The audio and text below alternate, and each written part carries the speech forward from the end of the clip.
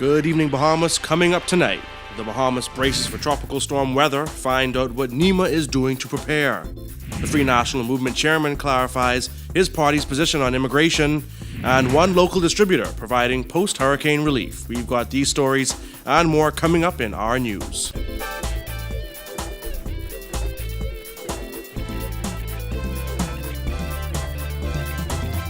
Our news is brought to you by Alive, the nation's newest and best LTE network. Good to be alive.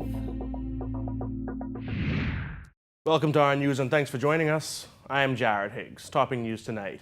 The Northwest Bahamas is under a tropical storm warning as a storm heads straight for our islands. The islands in the central Bahamas are also under a tropical storm watch as NEMA partially activates.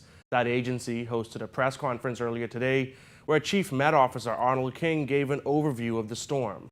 At 11 a.m., the center of the disturbance was located near latitude 20.8 degrees north and longitude 82.9 degrees west, about 170 miles south of Havana, Cuba, or 55 miles south of the Isle of Bute, and about 450 miles southwest of New Providence.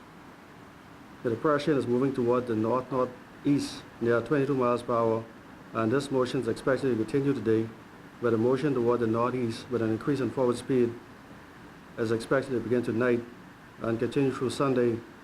On the forecast track, the center will move across to west central Cuba this afternoon, across the Straits of Florida tonight, and across the northwestern Bahamas Sunday morning. Maximum sustained winds are near 35 miles per hour with high gusts.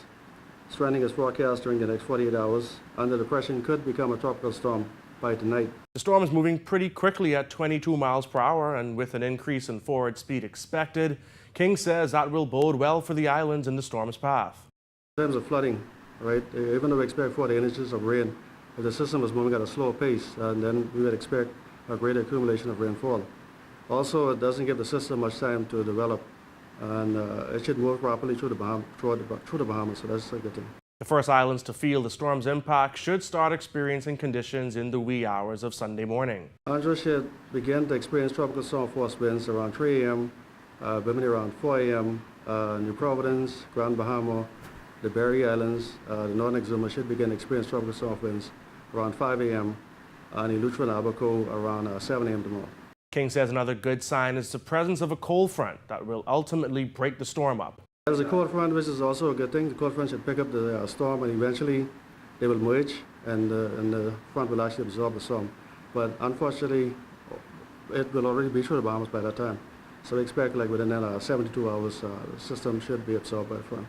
Should we expect any unusual weather because of that combination between the cold front and the storm? Well, it's possible that we could have tornadic activity, so that's one thing. And then cooler weather for the coming week. So front should move pretty quickly through the Bahamas as well. NEMA is partially activated. Captain Stephen Russell spoke a bit about that organization's preparations. Based on the results provided by the Department of Meteorology, in accordance with our protocol, NEMA would partially activate its operations center here. It means to have a core team of persons here who enables us to start making contact with all our family island administrators, those persons in the projected part of the system. And as of noon, we're partially activated, and we've started making those calls to the family island administrators. All the administrators in the projected part of the northwestern Bahamas have been contacted so far to make sure that they are, and their committees are monitoring the system as it makes its approach towards their sectors during the course of the next 24 to 48 hours. So NEMA will be here. Core members of our team will rotate in here over the next 24 hours to continue to monitor the system, to stay in contact with our family island administrators and the committees. Flooding is a big concern, especially with so many communities in low-lying areas. Flooding is always a concern for some of those low-lying areas. But again, like you mentioned, based on the speed, if it continues at 22 miles per hour or more, that minimizes the time the storm stays in the area and it can move on, so that rainfall would not linger, would not accumulate in certain areas, which is a good sign. But we're always concerned of flooding in some of our low-lying areas. Captain Russell says despite the storm only piquing the public and media's attention last night, NEMA has been observing the system since it rolled off Mexico's coast. Not for us. We're always tracking the systems. We're always tracking these weather systems. The Department of Meteorology, they've been sending us notices. We've been monitoring them as we was developing them off the Yucatan Peninsula, so we are well aware of that she was there.